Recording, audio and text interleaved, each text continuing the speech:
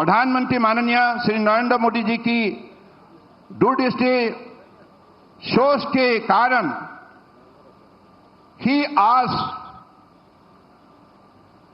हमारा देश भर में श्रद्धेय बंकिम चंद्र चट्टोपाध्याय द्वारा रचित राष्ट्रीय गीत वंदे मातरम की 150 वर्ष पूर्ण होने का उत्सव सारा देश में मना रहा है, जबकि कांग्रेस ने इसी गीत को मान्यता देने में इनकार किया था।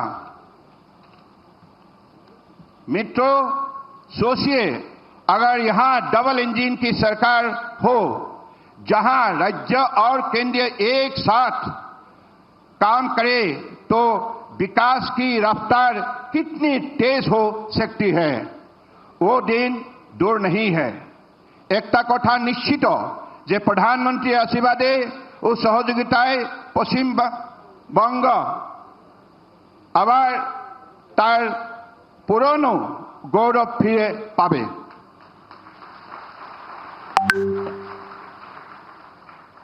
आप सभी का बहुत बहुत धन्यवाद। वंदे मातरम। जय हिंद।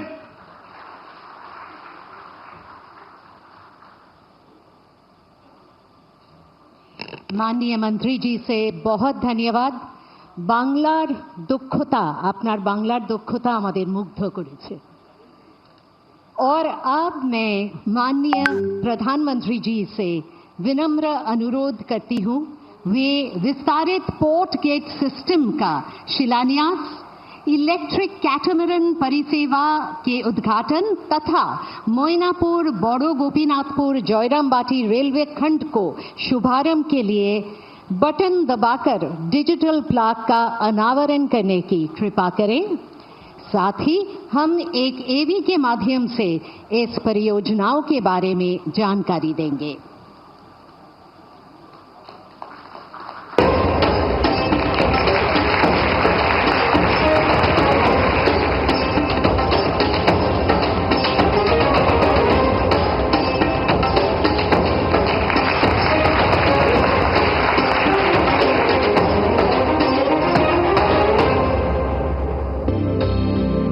गंगा की पावन धारा, सामर्थ्य और साधना की भूमि पश्चिम बंगाल।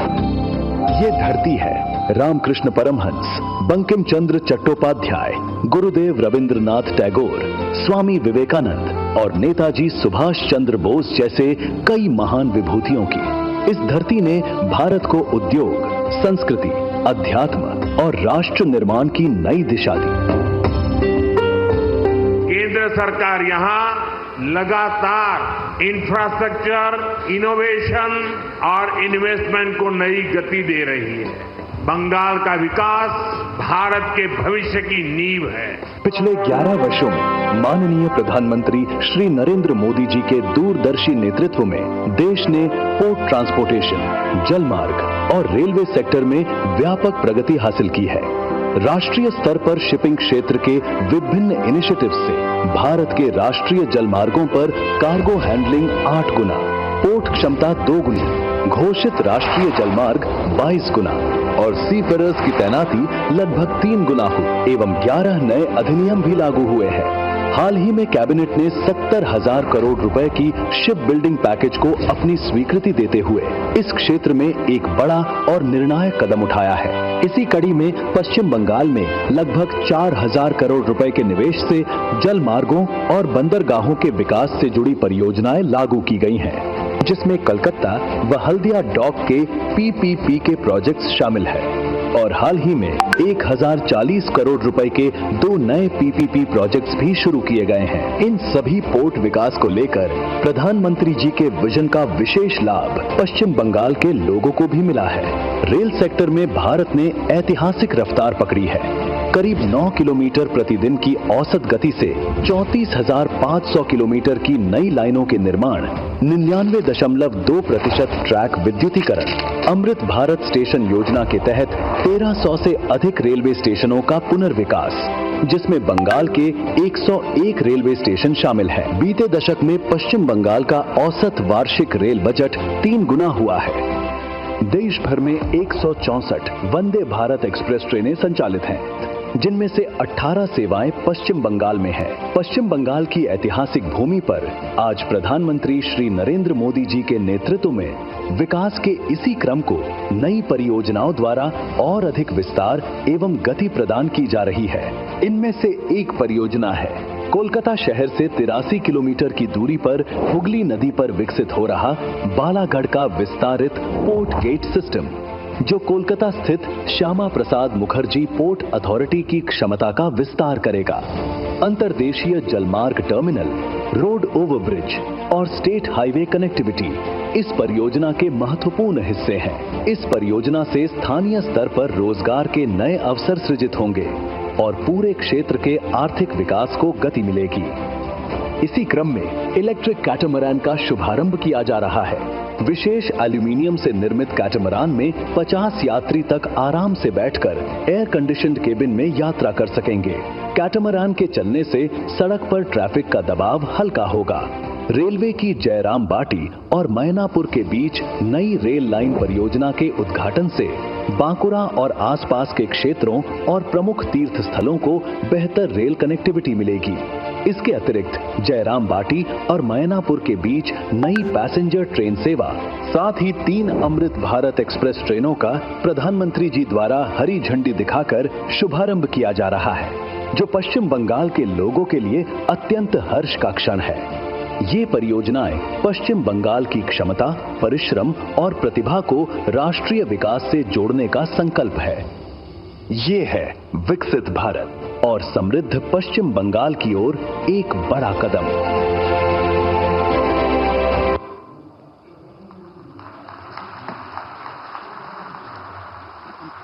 माननीय प्रधानमंत्री जी से फिर से विनम्र निवेदन कि वे हरी झंडी दिखाकर 3 अमृत भारत एक्सप्रेस और एक नई पैसेंजर ट्रेन सेवाओं का शुभारंभ करें।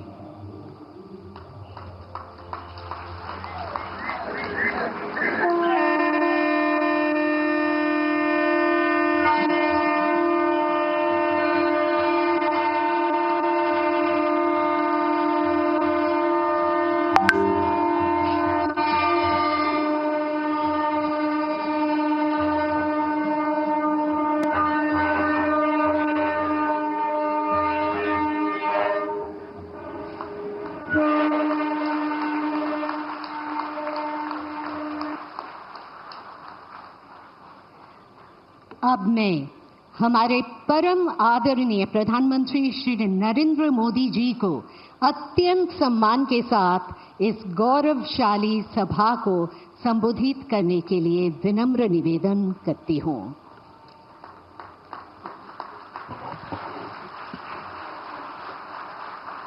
पश्चिम बंगाल के राज्यपाल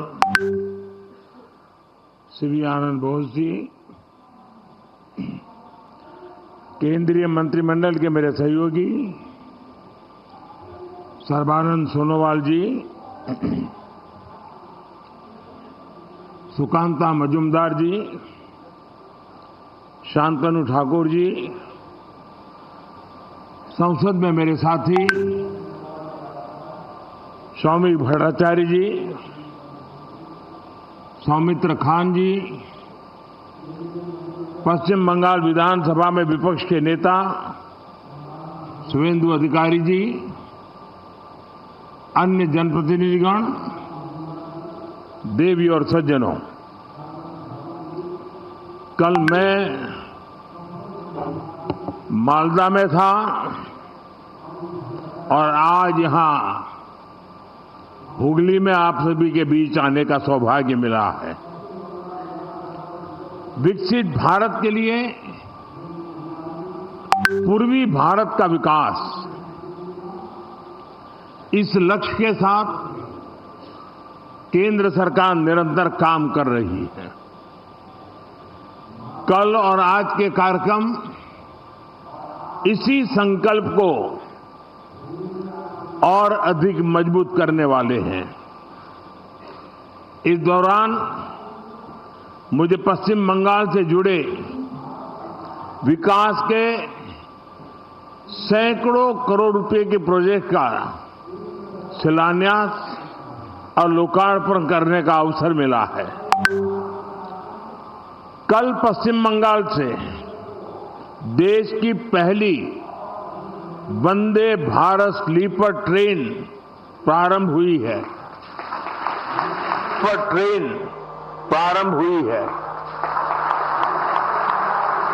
बंगाल को करीब आधा दर्जन नई अमृत भारत एक्सप्रेस ट्रेनें भी मिली है। आज 3 और अमृत भारत एक्सप्रेस ट्रेनें शुरू हुई हैं। इनमें से एक ट्रेन तो मेरे संसदीय क्षेत्र काशी बनारस की बंगाल से कनेक्टिविटी को और मजबूत करेगी। इसके अलावा दिल्ली और तमिलनाडु के लिए भी अमृत भारत एक्सप्रेस ट्रेन शुरू हुई है। यानी पश्चिम बंगाल की रेल कनेक्टिविटी के लिए बीते 24 घंटे अभूतपूर्व रहे हैं। शायद गत 100 साल में 24 घंटे में इतना काम नहीं हुआ होगा। साथियों, बंगाल में वाटरवेज के लिए अनेक संभावनाएं हैं। केंद्र सरकार इस पर भी काम कर रही है। या पोर्ट लेड डेवलपमेंट के लिए जरूरी इंफ्रास्ट्रक्चर बनाने में भी मदद दी जा रही है। थोड़ी देर पहले पोर्ट और नदी जलमार्ग से जुड़े प्रोजेक्ट का शिलान्यास और उद्घाटन हुआ है। ये पश्चिम बंगाल के विकास, भारत के विकास के लिए बहुत महत्वपूर्ण है। ये वो पिलर है जिनके ऊपर पश्चिम बंगाल को मैन्युफैक्चरिंग, ट्रेड और लॉजिस्टिक का एक बड़ा हब बनाया जा सकता है। मैं आप सभी को इन प्रोजेक्ट्स के लिए बहुत बहुत बधाई देता हूं। साथियों, जितना हम पोर्ट और उससे जुड़े इकोसिस्टम पर बल देंगे, उतना ही अधिक रोजगार यहां पैदा होगा। केंद्र सरकार द्वारा बीते 11 वर्षों में श्यामा प्रसाद मुखर्जी पोर्ट की कैपेसिटी एक्सपेंशन पर बहुत बड़ा निवेश किया गया है। इस पोर्ट की कनेक्टिविटी को बेहतर बनाने के लिए सागरमाला स्कीम के तहत भी सड़कें बनाई गई हैं। इसका परिणाम आज हम सब देख सकते हैं। बीते वर्ष कोलकाता पोर्ट ने कार्गो हैंडलिंग के नए रिकॉर्ड बनाए हैं। साथियों, बालागढ़ में बनने वाला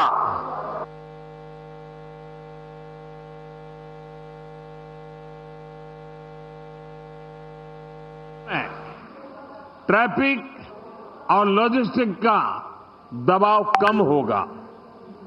गंगा जी पर जो जलमार्ग बना है, उसके जरिए कार्गो मूवमेंट और बढ़ेगा। ये पूरा इंफ्रास्ट्रक्चर हुगली को वेयरहाउसिंग और ट्रेडिंग हब बनाने में मदद करेगा। इससे यहां सैकड़ों करोड़ रुपए का नया निवेश होगा। हजारों युवाओं को रोजगार मिलेगा। छोटे व्यापारियों और ट्रांसपोर्ट से जुड़े लोगों को लाभ होगा और किसानों और उत्पादकों को भी नए बाजार मिलेंगे। साथियों, आज भारत में हम मल्टी मॉडल कनेक्टिविटी और ग्रीन मोबिलिटी पर बहुत बल दे रहे हैं। सीमलेस ट्रांसपोर्टेशन संभव हो सके, इसके लिए पोर्ट, नदी जलमार्ग, हाईवे और एयरपोर्ट्स, इन सभी को आपस में कनेक्ट किया जा रहा है। इससे लॉजिस्टिक कॉस्ट और ट्रांसपोर्टेशन में लगने वाले टाइम दोनों में कमी आ रही है। साथियों, हमारी कोशिश ये भी है कि हमारे ट्रांसपोर्ट के माध्यम नेचर फ्रेंडली भी हो। हाइब्रिड इलेक्ट्रिक नाव से रिवर ट्रांसपोर्ट और ग्रीन मोबिलिटी दोनों को बल मिलेगा। इससे हुगली नदी पर आवाजाही आसान होगी, प्रदूषण की समस्या कम होगी और नदी आधारित टूरिज्म को भी बल मिलेगा।